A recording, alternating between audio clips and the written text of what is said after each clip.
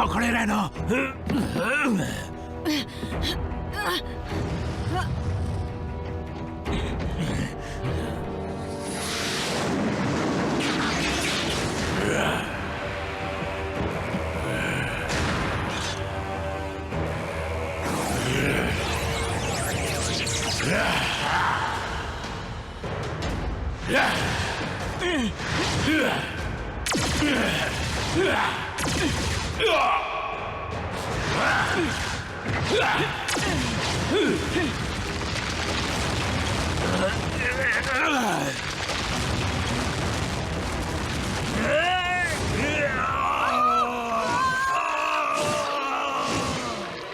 नहीं।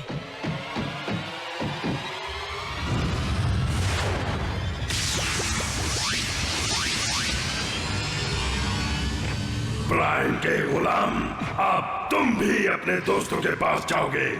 बिल्कुल सही कहा।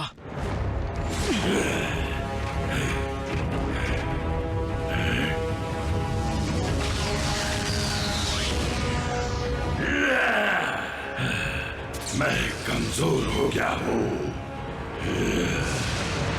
लेकिन हमारे जोरदार हमले से डरकर ऑटोबॉट्स भाग निकले। उन्हें डर था हम उन्हें खत्म कर देंगे। मुझे इन छोटे मोटे मोहरों से नहीं जीतना, खासकर जब वो खत्म नहीं हुए। सिर्फ डरे हो ये कोई कामयाबी नहीं है। मुझे यहाँ सिर्फ अपना दबदबा नहीं चाहिए, मैं यहाँ किसी को खत्म करने के मकसद से आया हूँ। और उसके लिए मुझे तबाही के एक मजबूत हथियार की जरूरत है। ये कैसे हो सकता है? हमने रेफ्यूजीज को वापस लौटने की खबर पहुंचाई थी और लौटने वालों में सबसे पहले यूनिक्रॉन निकला। और वो वैशी प्रेडेकॉन्स भी। घर लौटकर भी शांति नहीं मिली। लेकिन अब हम उसे कहेंगे क्या? हाँ, मेगाक्रॉन, यूनिक्रॉन। सच में इस वक्त तुम्हें नाम की पड़ी है? हाँ सॉरी। तो बताओ आगे क्या करना है?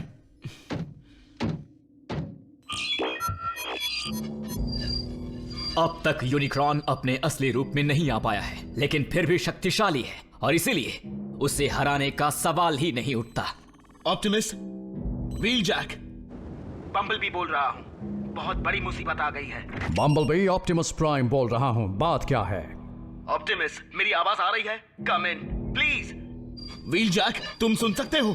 टक्कर लगने की वजह से बात नहीं हो पा रही है। रिसीवर तो चल रहा है लेकिन आवाज जा नहीं पा रही है। बात नहीं हुई। तुम्हारी आवाज वापस आ चुकी है, इसलिए चुप होने की बिल्कुल जरूरत नहीं है। ऑप्टिमस, अगर आप सुन सकते हैं तो सुने।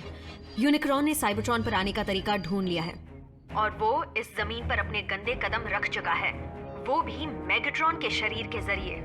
व्हीलजैक, इस बात का ख्याल रहे कि लाइट स्पीड ड्राइव अब भी चल रही हो। अब क्या करें? मतलब ऑप्टिमस को यह संदेश मिल जाए इसकी उम्मीद करने के अलावा। मैं समझ गई यूनिक्रॉन क्यों आया है। तो बताओ क्यों आया है? अगर वो चाहता तो हमारे जाने के बाद पृथ्वी पर कब्जा कर लेता है। फिर वो साइबरट्रॉन क्यों आया?